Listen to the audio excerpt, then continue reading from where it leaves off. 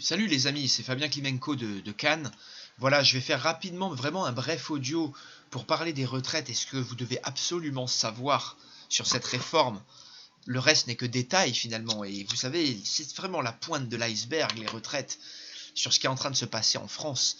Et vous savez, depuis le début de l'année 2019, je parle de la fin de la Ve République, du tournant de la Ve République, et j'ai annoncé que 5 semaines avant et après le 18 novembre, on aurait vraiment une phase qui serait la deuxième phase, sur 3 phases uraniennes, que j'ai citées, entre mai, novembre et mars prochain de 2020, on aurait 3 phases très transformatrices pour la République, et qu'on aurait une impossibilité à continuer avec ce qu'on avait déjà sous la main en début 2019, et on voit cette 5e République qui se modifie.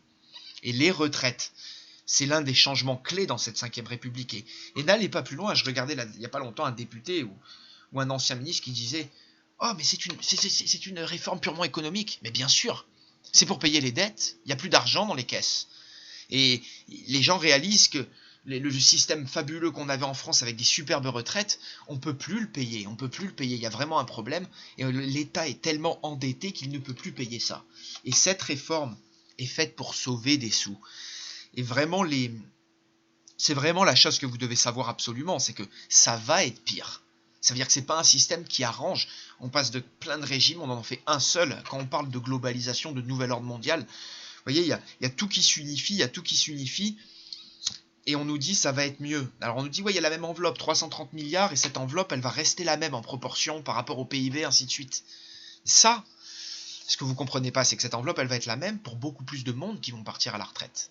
Cette enveloppe, elle va être la même, et elle est dépendante du PIB.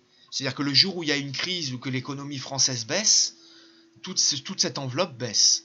Et n'allez pas plus loin. Si vraiment vous ne me croyez pas, vous avez qu'à juste aller voir en Suède. Ils ont déjà fait ça, et les pensions ont baissé. Ça veut dire que le pays qui a fait cette réforme s'est vu son taux de retraite, ses pensions de retraite baisser. Donc, n'allez pas me dire que c'est quelque chose de positif. Et encore une fois, regardez comment c'est présenté. Vraiment, il y a quelque chose de malsain là-dedans. C'est vrai, on nous présente une réforme, au dernier moment, ils disent...